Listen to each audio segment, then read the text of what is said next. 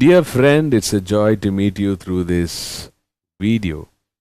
We have been meditating on the subject, God who gives longevity. It is God's desire that we need to live long. Psalm 91 verse 16 gives us one of the blessings of salvation. I shall satisfy him with long days or length of days and show him my salvation. That is God's plan. You look into the lives of Abraham, Isaac, Jacob, our patriarchs, those who God chose for himself. They lived long lives. Abraham lived for 175 and Isaac even lived for 180. And even Moses lived for 120 years, which is God's measure for the lifespan of man in Genesis chapter 6 verse 3. So, it is God's will that no sickness can decimate your days. Nothing ever that is happening in this world would cut short your lifespan if you listen to the word and live by the word. We've been seeing how to experience this blessing of longevity. It's not just living long, it's living strong. It's not just living long, it's living for the glory of God. I'll be sharing with you during this series, maybe next or in the next couple of sermons, of how our living long can bring glory to God. But first, today, we have been seeing of we can live long when we live by the word of God, when we live by faith, when we are men and women of prayer asking God for long lives. And not only that, today we're going to see one more thing. When we consider the poor, when you consider those who are in need, whom the world doesn't consider, whom the wealthy and the rich doesn't consider, whom the wealthy and the rich, they don't consider. But when you consider the poor people, those who are on the way, those who are begging, those who are hungry, those who are thirsty, those who are unclothed, those who are sick, those who are forsaken, those who are rejected, when you consider such people, God will also consider you, give you a long life. Psalm 41 verse 1 to 3. Blessed is he who considers the poor. The Lord will deliver him in the time of trouble. The Lord will preserve him and keep him alive. Look at that. The Lord will preserve him from all evil, which means, and keep him alive. And he shall be blessed upon the earth. And you will not deliver him under the will of his enemies. The Lord will strengthen him upon the bed of languishing. You will make all his bed in his sickness.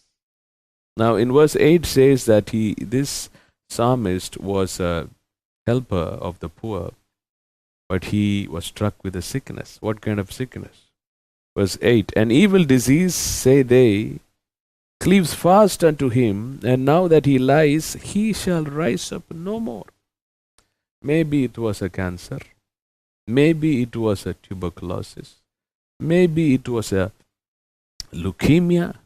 Maybe it was a hepatitis. I don't know what that disease was.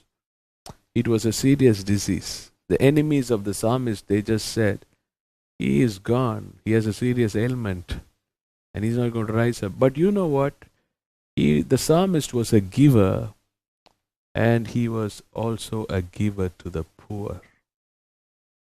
And God remembered him. We see in the later part of that psalm, verse 11, by this I know that you favor me, because mine enemy does not triumph over me. In other words, God turned his bed of sickness around. God healed him. God raised him. And he is healed.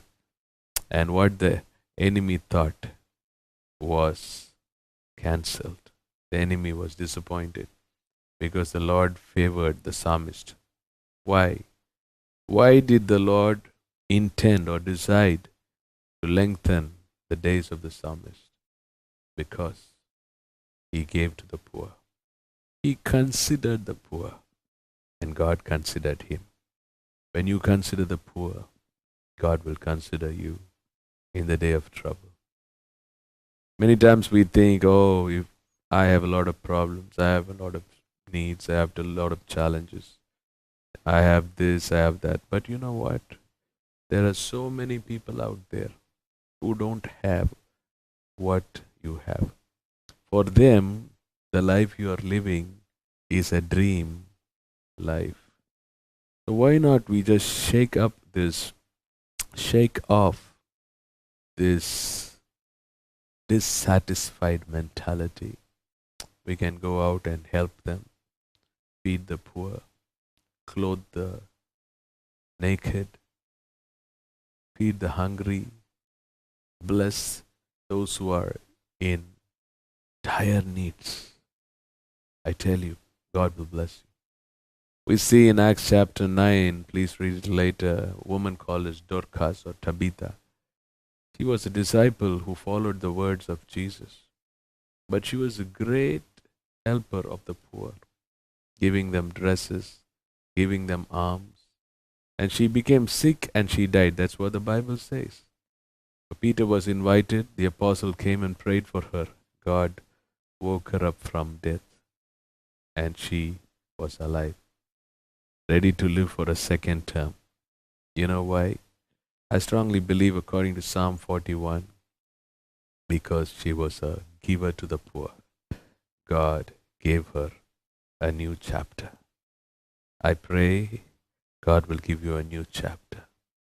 Nothing of the enemy against your life, whether it's sickness, whether it's an accident, whether it's any evil, nothing of the enemy will ever touch you, stand against you, overcome you. May you see the goodness of God in the land of the living all the days of your life. I pray that shall be your blessing. Shall we pray? Father, we thank you for this beautiful day. Thank you for your words of life and spirit, that you have promised that he who considers the poor, God will consider him in the day of trouble. Even as your children have heard this word and making a decision to be of a blessing to the poor in the very best way, not just some blessing, not just some way, but the very best way, even as Dorcas did, Tabitha, she did, even as Cornelius did, even as David did.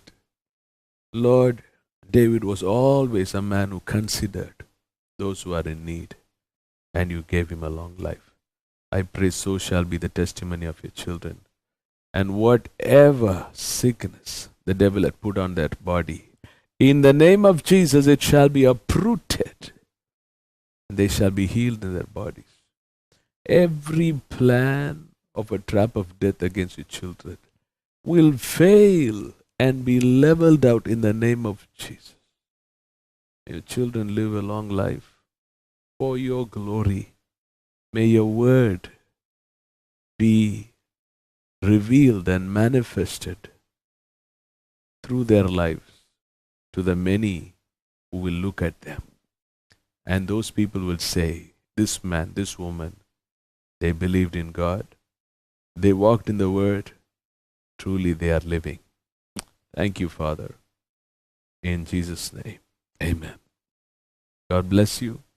May these words bring life into your life. Amen.